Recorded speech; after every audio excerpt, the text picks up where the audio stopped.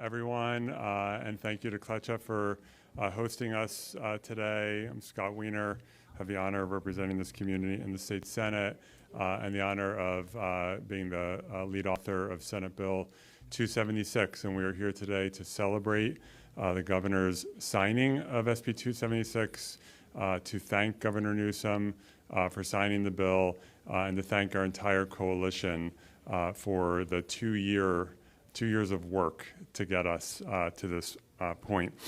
This has been a 2-year process. We started last year, it didn't quite work. We came back this year and came back strong and got it done.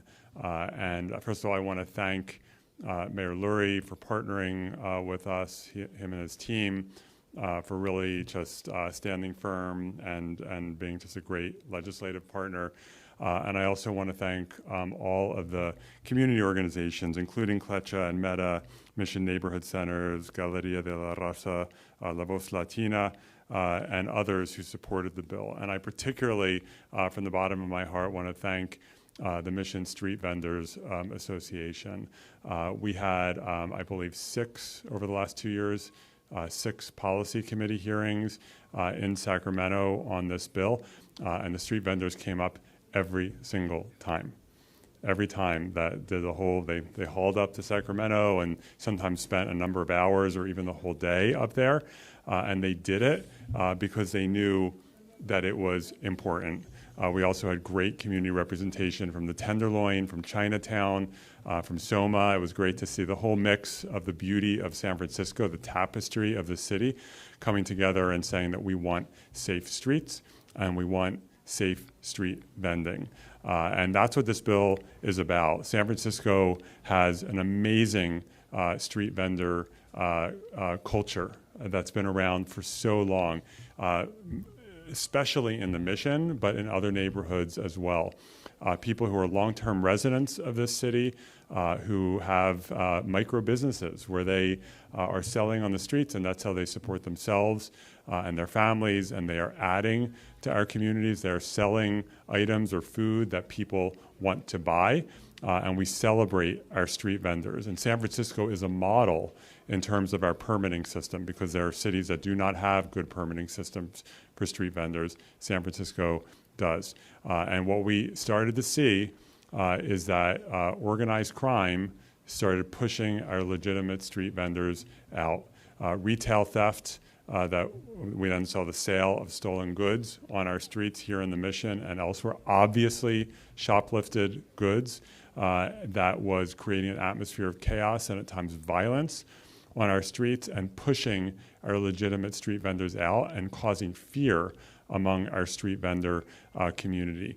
And what SB 276 will do, and again, thank you to the governor for signing it, will give the city of San Francisco, the mayor, the board of supervisors, San Francisco Police Department, an additional tool to hold accountable and to address this issue and to put a stop to the sale of stolen goods on our streets, so that we can get back to what we do so well, which is actual street vending, which makes our city better. So I am so grateful to everyone involved. Y quiero agradecerles a los vendedores de la Misión y de otros barrios que han luchado muy duro para pasar este proyecto de ley SB 276.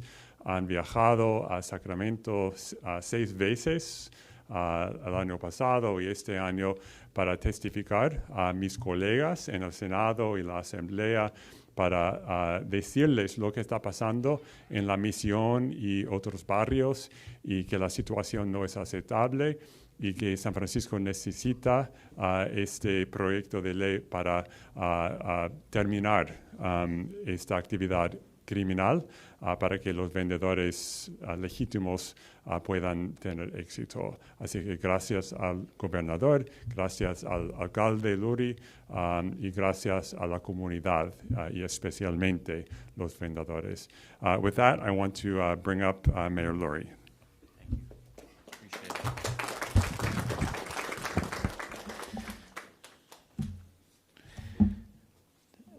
Thank you, State Senator Scott Wiener. Thank you all for being here. We all have seen it. People on our sidewalks selling goods in the Mission and across San Francisco. It's hard to miss, and for far too long, the city has been unable to stop it.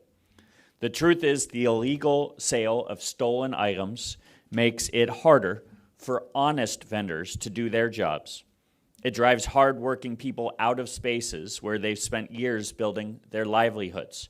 It leaves them exposed to threats, to violence, and to exploitation. Nobody knows that better than the people in this room. Many of the people standing with us here today know that to bring our city back, people must be safe, and they must feel safe. That's why 7 months ago, many of us stood right here at Kletcha to announce the Safe Streets Act. And I'm proud to say that yesterday, thanks to State Senator Scott Wiener's leadership, Governor Newsom signed it into law. To every small business owner, vendor, community leader, and advocate who stood with us through this effort, we did it. Congratulations. And I didn't know, State Senator, about 6 times. I heard about 2 or 3 times, so 6 times. Thank you very much for always going up there. But now the work begins. The Safe Street Act gives our city the tools to take action. It allows law enforcement to issue citations, pursue misdemeanors, and confiscate stolen goods. This law protects legitimate vendors. It supports those who work hard and play by the rules. And it ensures that honest businesses can operate without fear of intimidation. This moment is a result of months of advocacy, trips to Sacramento, and persistence from the community that refused to give up. To the Mission Street vendors, to Kletcha, and to everyone who raised their voice, thank you. Senator, thank you for your leadership and for making this possible. And I want to once again thank Governor Newsom for signing this bill into law and standing with San Francisco at this critical time.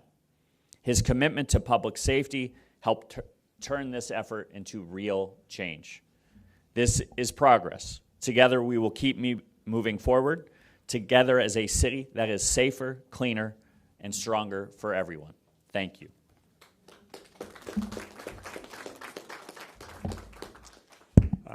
Thank you. I now want to welcome up Gladys Andino, a Mission Street vendor, who made the trip a few times to Sacramento. Welcome. Thank you, Gladys. Thank you. Asociación de Vendedores de la Calle Misión. En nombre de la Asociación de Vendedores de la Calle Misión, nuestra organización representa a los vendedores y comerciantes que trabajan en todo el distrito de la Misión. Nos esforzamos por amplificar las necesidades y las voces de la comunidad y por lograr las calles limpias y seguras de todo San Francisco. Esta legislación SFGovTV Winner ayudará a abordar la reventa ilegal de bienes robados, también conocida como Vending. Mediante intervenciones específicas, los vendedores y comerciantes trabajan arduamente todos los días para desarrollar sus negocios y ganarse la vida. Lamentablemente, las actividades de Vending tienen un gran impacto en nuestros vecindarios, perjudican a los emprendedores de nuestra ciudad, hacen que nuestras calles sean inseguras. Aceras es necesario un cambio para que las familias puedan caminar con seguridad por las calles. Los vendedores y comerciantes pueden operar sus negocios sin riesgos y los empleados de la ciudad pueden desempeñar sus funciones de manera segura. SFGovTV Winner proporciona a la ciudad y condado de San Francisco un enfoque legislativo eficaz para abordar este problema y respaldar los esfuerzos para combatir el fencing. Agradecemos a todos los que apoyan y abogaron para que esta medida fuera aprobada. Atentamente, Asociación de Vendedores de la Calle Misión. Gracias.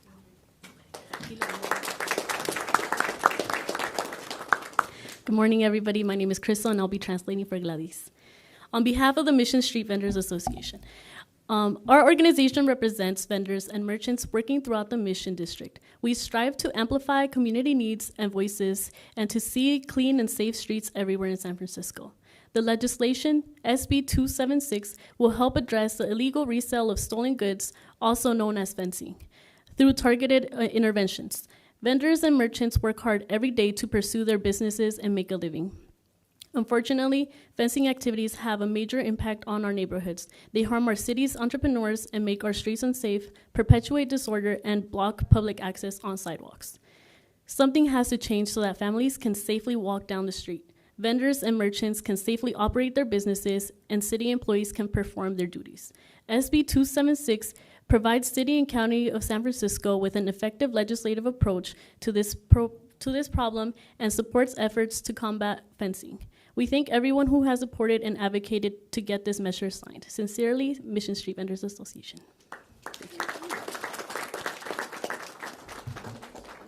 And then finally, I want to bring up William Ortiz Cartagena, the founder of Clecha.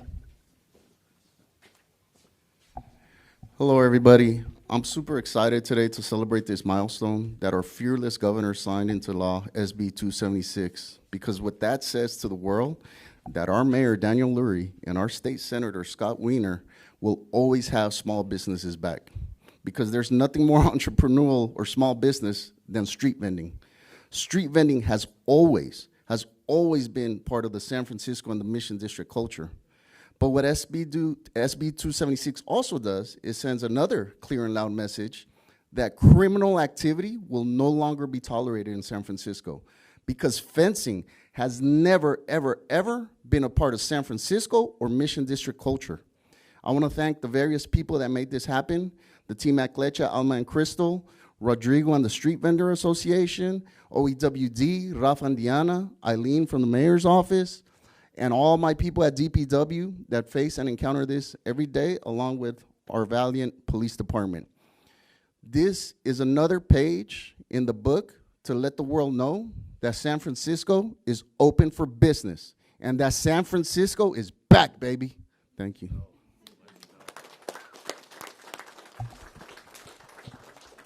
Thank you. And I also want to just emphasize and thank the Department of Public Works for it's been on the front lines and will continue to be part of the solution. So that concludes our press conference. We're happy to take a few questions. Yes? I have a question for the mayor. No. So now you have this new tool, but when you first took office, one of your first objectives was to fix Mission and 16, and you increased police patrolling there, you put the mobile unit there.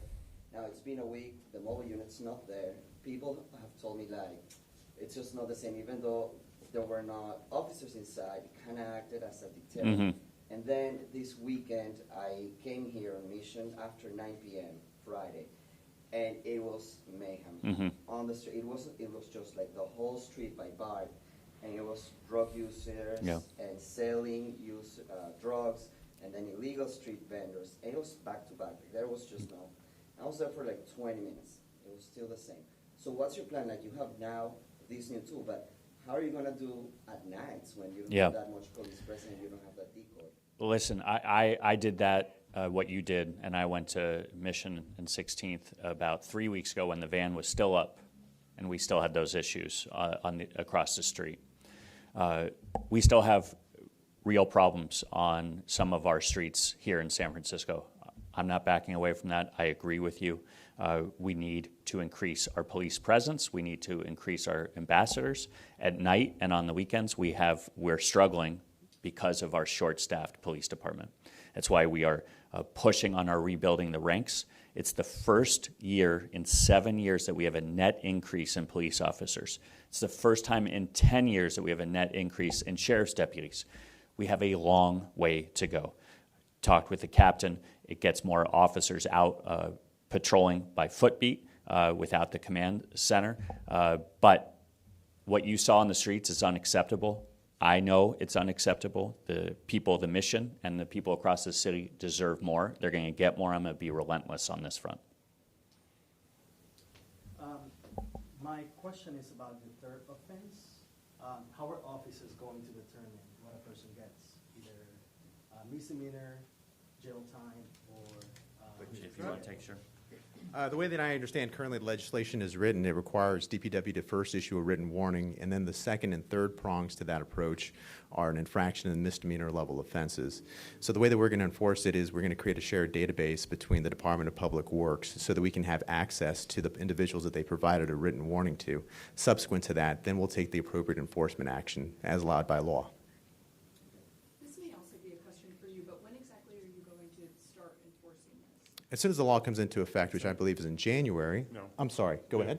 The law was in effect as of yesterday. We had what's called an urgency clause in the bill, which means it took effect upon the governor's signature. Well, in that case, then what we're going to do is we're going to expedite these projects, and we're going to create the shared database as soon as possible. Today, I just got off the phone today with members from the mayor's office, and we're going to create a shared database through our Identifications Bureau where we'll have immediate access to the information. But first, what we need to do is take the information that DPW has already aggregated via a spreadsheet, and then we're going to upload it into a database where the officers can run over the air the person's name and find out if the person has been, in fact, warned. So we have to create those small little components, but thank you, Senator Weider, for telling us that it's happening now. That way we can get on it immediately. Thank you so much. I guess just one more question, and also question for for me, the okay. police department. I Sure. apologize. It's okay. I know you said that the big issue is staffing in the police department, but are you going to try and beef up patrols here in this area, just given this new legislation, even without the staffing that you would hope for? Yes, so with the command van being gone, that loosens up 44% of my overtime budget. Since I've taken command of the station and taken a zero-tolerance approach to open-air drug usage, we're going to take that 44% now that we have, and we're going to use it for more directed, targeted measures that will address the issues that affect the community.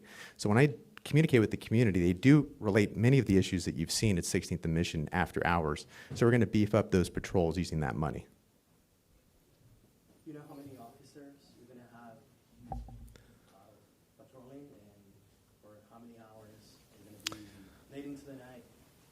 Well, we're going to be as late into the night as possible. We have to coordinate with DPW because, as you know, this legislation requires cooperation between two different agencies. And the way the police department is structured, traditionally it's a 24/7 organization. DPW is not structured as a 24/7 organization. So we do have to work with those logistical issues so that we can pair the officers with the members of DPW to make that happen. So in essence, when we are able to get these things together, which hopefully is very soon, I can give you a better sense of what those numbers look like. I guess could the Public Works talk about kind of your involvement? I'm a little confused about what exactly you guys do versus what the police are doing. Sure. So Public Works does the first interaction. We issue permits to vendors, so anybody who is interested in getting a permit to vend legally on the streets can apply through our department. It's a very low-cost permit. Most people qualify for a waiver for the fees.